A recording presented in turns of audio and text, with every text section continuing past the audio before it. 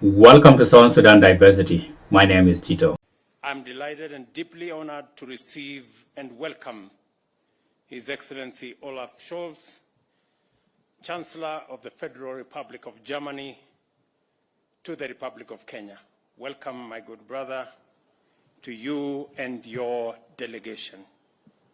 Just over a month ago, the Chancellor warmly welcomed me to Berlin on my inaugural visit to Germany as President. Today, it is my great privilege to reciprocate by warmly welcoming His Excellency the Chancellor. Karibu, willkommen. The rich historical ties between Kenya and Germany date back to 1963, when, upon our attainment of independence, Germany became the first state to recognize our newly born nation. That marked the beginning of a deep friendship that has grown stronger every passing year. Our common values and cooperation in diverse spheres of endeavor, including energy, climate action, agriculture, health, trade and investment, and education, have marked our bilateral development. My recent visit to Berlin in March and the Chancellor's return visit today have taken place at a time when our two countries are commemorating 60 years since the establishment of diplomatic relations. The Chancellor and I have had fruitful discussions, and we have exchanged views on the strategies and pathways through which we can deepen the excellent relations between our two countries. I have taken time to brief the Chancellor of the government's progress in improving the business environment, which has made Kenya significantly more attractive to German investors. I encourage the business delegation, which is here with us, which has accompanied the Chancellor, to explore and exploit the huge untapped investment opportunities in Kenya. I also invite them to take advantage of Kenya and Nairobi's natural geostrategic advantage and use our capital as the gateway and hub for their regional and continental investments. I assure the business delegation, on behalf of the entire German business community, that Kenya will support German investors with incentives to engage successfully in investment opportunities in our country. In our meeting, the Chancellor and I have agreed on a number of issues. The Chancellor and I have discussed in detail employment opportunities for professionals, skilled and semi-skilled Kenyans in Germany, a matter of equal great interest in meeting Germany's huge labor requirements. I have urged my good brother Chancellor Scholz to review and ease immigration laws, and I am very confident that they are well underway to enable Kenyans find employment in Germany. We have therefore agreed to establish a technical team from my office and the Office of the Foreign Affairs and Labor in both countries to initiate discussions, expeditiously navigate the procedures, and formulate an appropriate framework for the export of labor to Germany.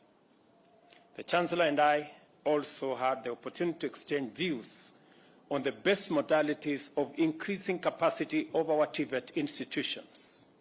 Through German support, we have been able to engage and enhance training opportunities offered to Kenyan youth. Germany has also offered support to expand and upgrade our centers of excellence by increasing them from 3 to 7. Similar efforts will be extended to another 60 TVET institutions. To bridge the gap in language, we agreed to introduce teaching and learning of German in basic education institutions, TVETs and other institutions of higher learning, And Germany, therefore, has agreed to support us in seeing how we can train more teachers to assist in the German language. In addition, we agreed on the need to align as much as possible the Kenyan and German TVET curricula. In other discussions, we further agreed to establish a twinning institutions framework for pairing our TVET colleges with selected TVET colleges in Germany, and thus facilitate the anchoring of labor migration from Kenya to Germany upon graduation. Chancellor Scholz and I have also agreed to expedite the establishment of a framework for robust exchange programs between Kenyan and German MSMEs. As you are aware, MSMEs drive both the Kenyan and German economies. What we seek is synergy to enrich learning and grow the economy from the bottom up. Germany has agreed to enhance the capacity of the Financial Inclusion Fund, the Hustler Fund, to increase affordable and easy access to credit for unbanked MSMEs at the bottom of the economic pyramid. Kenya is Germany's most important trading partner in East Africa.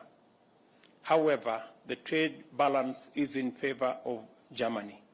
I have therefore called on the Chancellor to review tariff barriers and to allow Kenyan products to enter the German as well as the European market. The Chancellor has been a big champion of assisting Kenya in concluding the economic partnership agreement between East Africa and the European Union. And Mr. Chancellor, I want to tell you, Kenya is eternally grateful for your personal intervention on this matter. Our grid is 92% green, and our commitment is to achieve 100% green energy by 2030. While our current grid is 3 gigawatts, the potential is huge, and our ambition is to make a quantum leap to 100 gigawatts by 2040. Germany has been a steadfast partner in our renewable energy journey. And I express my appreciation, Mr. Chancellor, for your reaffirmed commitment towards increasing the capacity of the Olkaria geothermal station and the general investment in our renewable energy space. On the existential climate crisis, we shared our concern of the effects of climate change on livelihoods, communities, and nations. We underscored the urgent need for concerted efforts to reverse the effects of climate change. In this regard, we agreed to work together in the search for solutions and deepen our collaboration in climate-resilient development and renewable energy, including production of green hydrogen and sustainable agriculture, including production of green fertilizers. Additionally, I emphasized the need to move beyond the debate on adaptation and loss and damage, and to engage in a candid conversation on climate finance and investment, which would unlock our potential for green growth. Equally, the current international financial system is inadequate in dealing fairly with multifaceted global crises, including recovery from the COVID-19 pandemic, the climate emergency, and the debt crisis in the global south. I therefore urge the Chancellor to support the reform of the international financial system. This system must recognize our potential and ensure a win-win outcome, providing access to affordable, adequate, and sustainable financing that is delivered in a timely manner. As part of our effort to establish a common African position on climate change, at COP28, Kenya will host the Africa Climate Action Summit between the dates of the 4th and 6th of September this year. I am pleased to inform you that as a friend and partner, Germany has committed to support the summit with a financial contribution and with technical support. And Kenya has also confirmed its official joining of the Climate Club initiative, which calls for the expeditious implementation of the Paris Agreement at the invitation of Germany. Your Excellency, Kenya now formally joins the Climate Club at your invitation, and we intend to be a robust player in that space. We also had an opportunity to discuss regional peace and security and shared our concerns regarding the unfortunate events in Sudan and their spillover effects to the region. We agreed on the immediate need for unconditional cessation of hostilities and humanitarian aid access and protection of civilians. We underscored the need for the international community to support Kenya, IGAD, and the African Union in the ongoing efforts to resolve that conflict.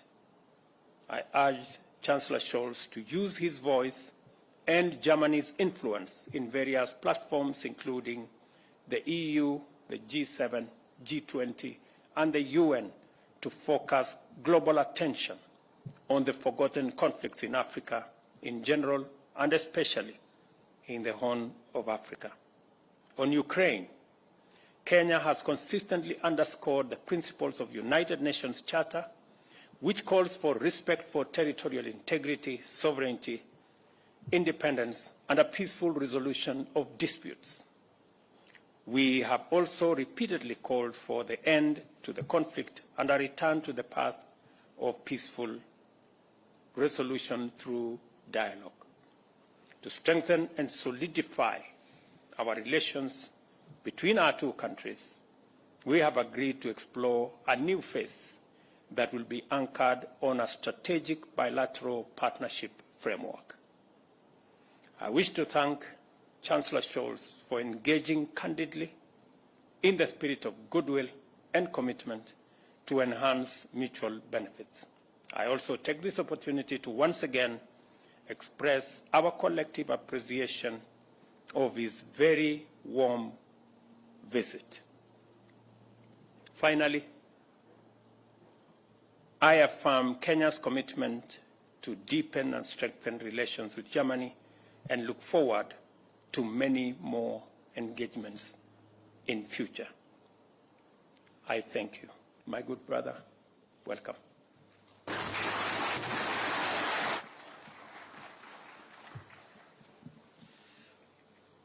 Danke für den herzlichen Empfang, lieber Staatspräsident. Ich freue mich sehr, heute hier in Kenia zu sein.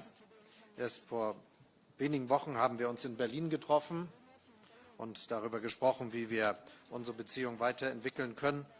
Und das ist nun mein erster offizieller Besuch in Kenia, und das in einem sehr besonderen Jahr. Kenia feiert 60 Jahre Unabhängigkeit.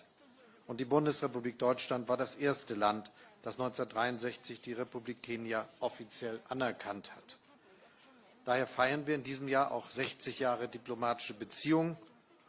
60 Jahre diplomatische Beziehungen, die eine gute freundschaftliche Zusammenarbeit geprägt haben und die auch die Basis sind für das, was wir uns für die Zukunft vorgenommen haben. In den 6 Jahrzehnten haben wir das bilaterale Verhältnis weiterentwickelt, haben in multilateralen Foren zusammengearbeitet, aber vor allem auch die Freundschaft zwischen unseren beiden Völkern und Gesellschaften vorangebracht und dafür Sorge getragen, dass unsere Beziehungen wirklich partnerschaftlich sind. Deshalb ist es auch richtig, dass wir jetzt unserer Partnerschaft einen mehr strategischen Rahmen geben wollen. Unsere Unternehmen sind gut vernetzt. This is also reflected in my business delegation that is accompanying me on this visit.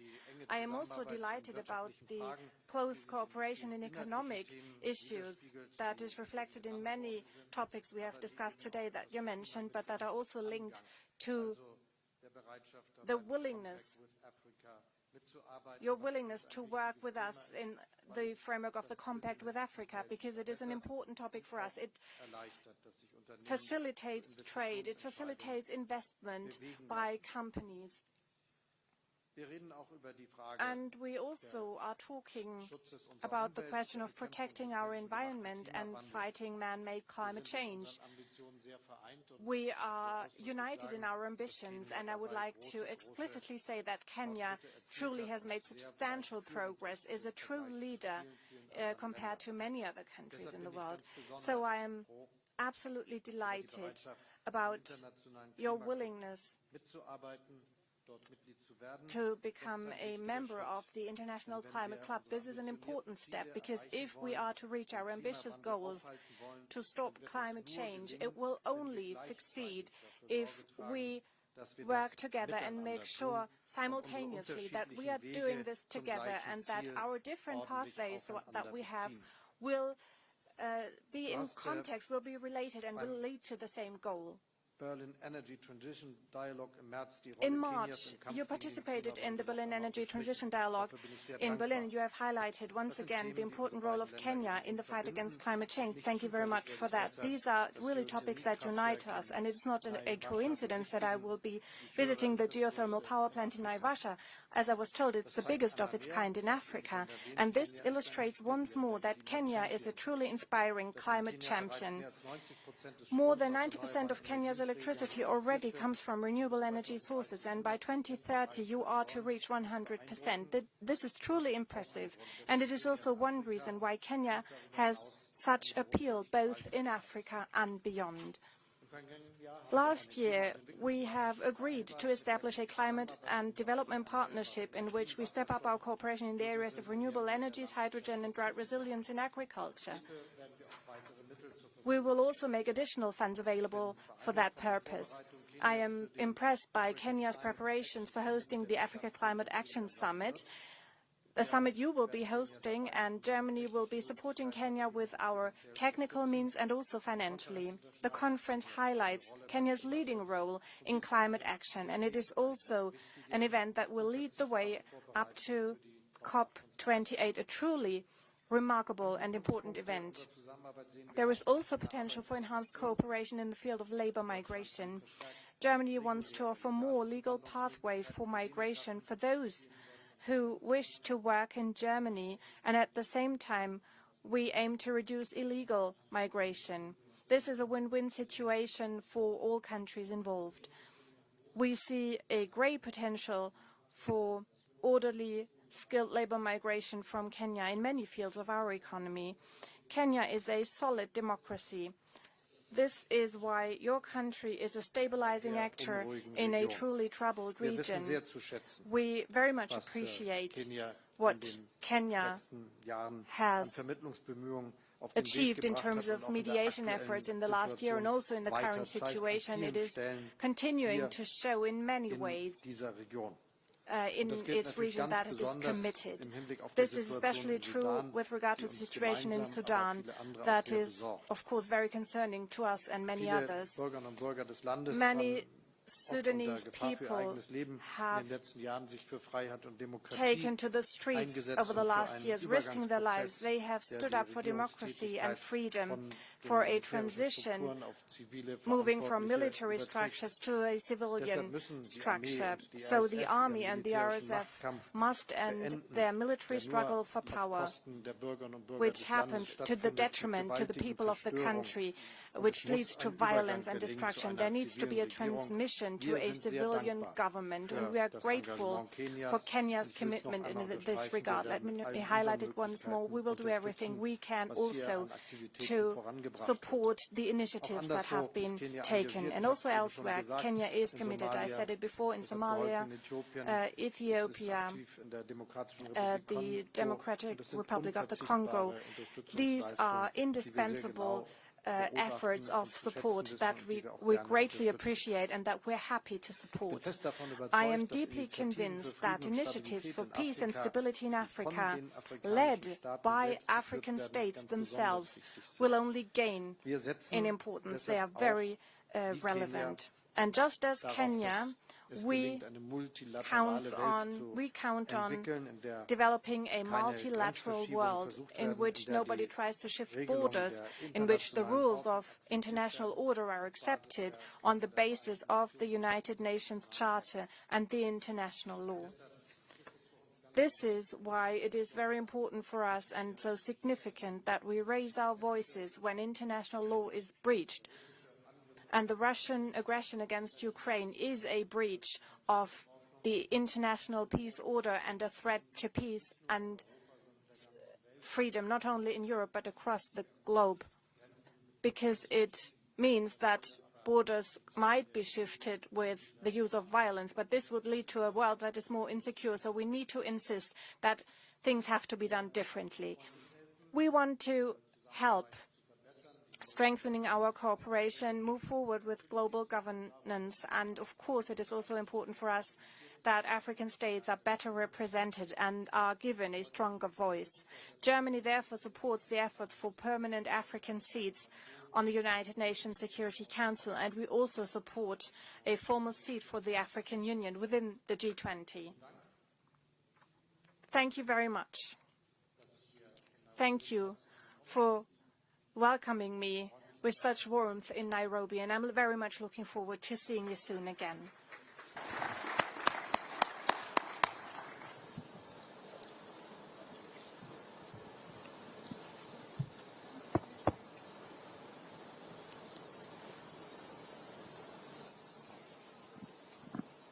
Who is leading?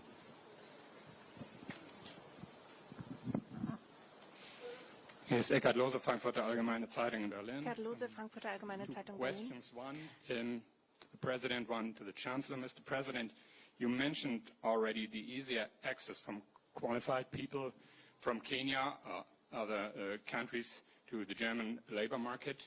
Germany is negotiating agreements that, on the one hand side, will make it easier, the access to Germany. On the other hand side, once those countries where asylum seekers come from with no perspective to stay in Germany should take these asylum seekers back.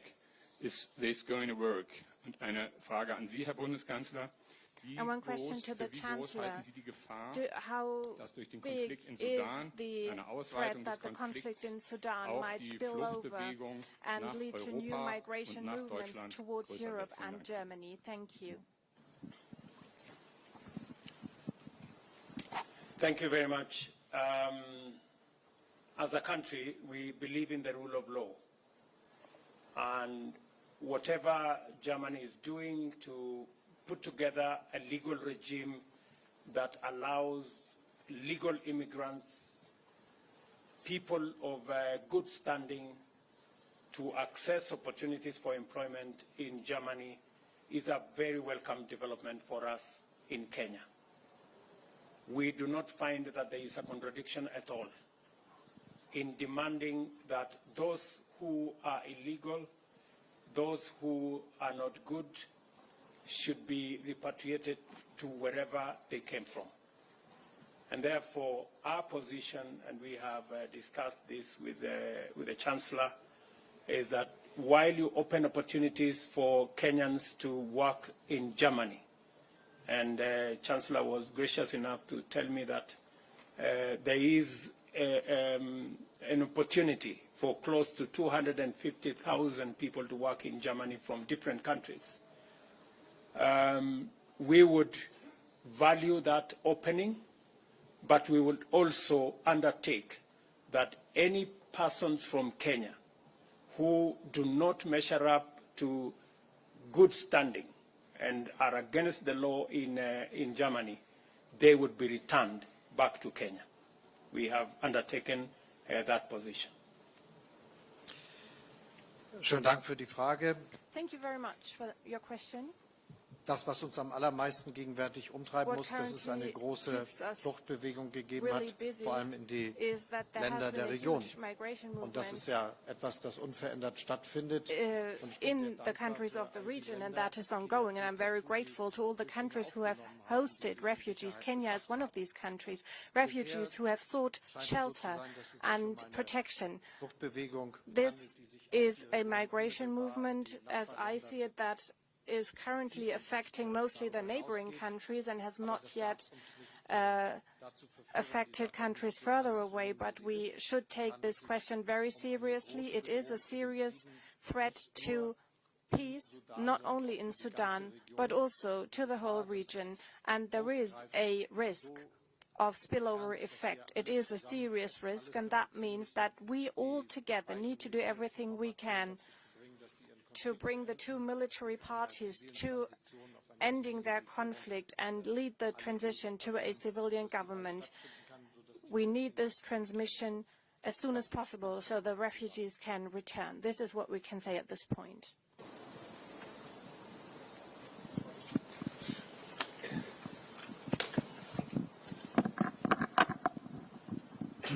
Anna Lehmann, Taz, Berlin.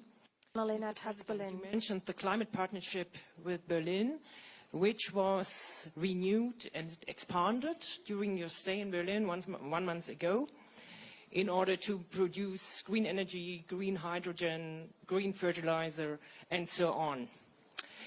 When it comes to investments, there's large investments needed in Kenya. You mentioned this. What do you expect in this, in terms of investments from the German economy? And what could German politics do to motivate enterprises to invest here in Kenya? Und zum Thema erneuerbare Energien. Concerning renewable energies, Mr. Chancellor, a question to you concerning renewable energies. Your government adopted a law that says every new heating system installed starting in 2024 needs to be powered with 65% of renewable energy sources. We hear more and more voices from your own coalition that the obligation to change a heating system in this way should be amended. Do you think that this law should be changed? Do you think that the timeline should be shifted for a year? And the Parliamentary State Secretary at the Ministry of Economics is much under pressure. Does the Minister of Economics have to ask for his withdrawal? Thank you very much. Ask him to step down. It will not be the first time for us to work with Germany on our renewable energy space or the geothermal space or the green space. We have a long history of working with German technology, German investment in our renewable energy space. In fact, our 92% of renewable energy in our grid today, there is substantial contribution by German technology and German investment. And therefore, the new level of investment required for green energy, for hydrogen energy and hydrogen technology, for fertilizer and the new scale-up will just be a second phase. We are in discussion with our German brothers and sisters to leverage on their technology, to leverage on their investment, to grow the space that will eventually take us to hydrogen technology, to ammonia, and to fertilizer manufacture using green energy. And one more thing, when you say that what would German politicians do, is again the whole conversation about climate financing and green growth. We have huge resources of green energy potential, hydro, wind, energy, geothermal in the African continent and in Kenya. A new negotiated international financing mechanism that clearly articulates and responds to the huge opportunity for green energy from Kenya and from this continent would be a very welcome conversation. And therefore, aside from having a conversation about adaptation, mitigation, loss and damage, it is our considered view that politicians should now move the conversation to the space of climate financing and climate investment, because we believe that there exists greater opportunity in that space than even in the other spaces. And that is why we are asking as a continent, and we are consolidating our position, and it is the reason I have called for the Africa Climate Summit in September, so that we can package our assets and the opportunities that exist for financing and for investment. We are going to have a big conversation, and we hope that German politicians can support in the whole space of carbon trading, carbon financing, that will inform financing going into the future. Thank you. I just would like to underline that this is really true. We have to work together, and there's a good business environment here for investing into technologies that are important for fighting against climate change. My personal perspective is that a lot of the technological advantages we developed the last years and decades could be used all over the globe. And we should really understand that our biggest aim must be that there is a growth of wealth in many countries of the world, that they are looking for having a similar standard of living as we have it in Europe or in the north of America, for instance. But doing so, it means that we give the chance that this is happening not with using fossil resources, but with using the possibilities coming from renewable energies, for instance, and new technologies.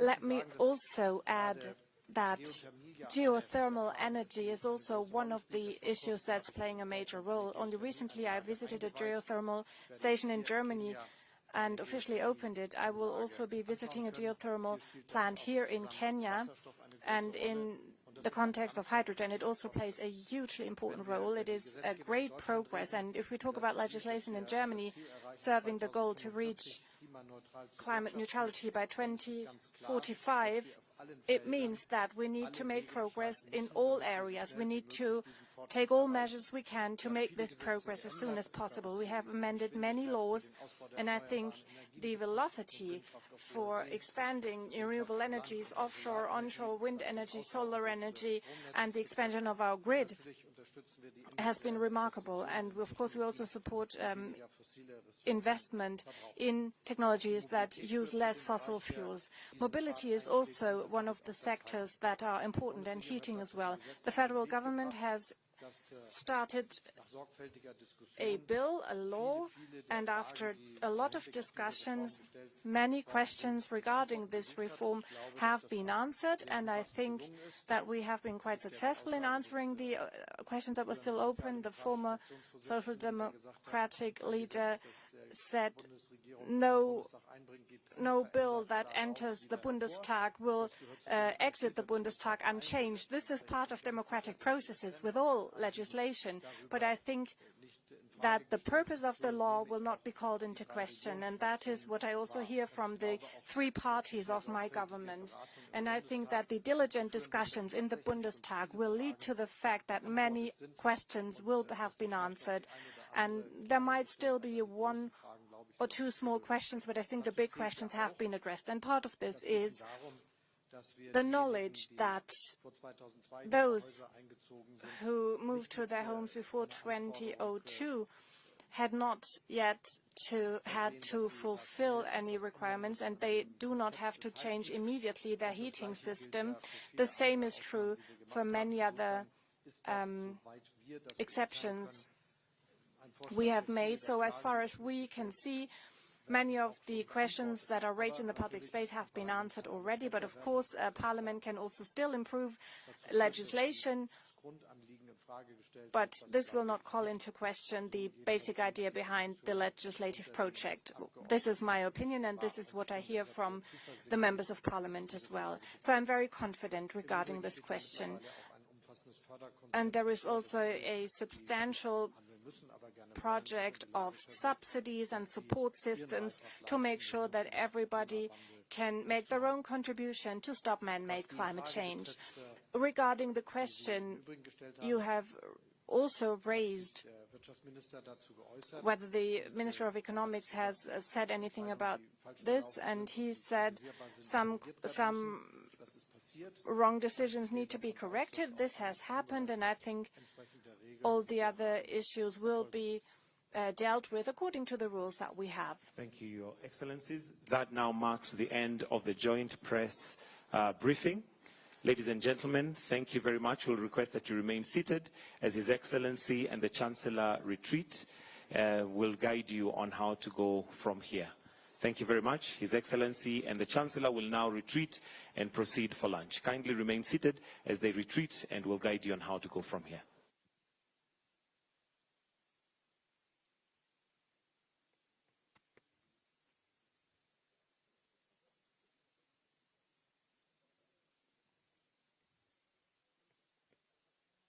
Thanks for watching.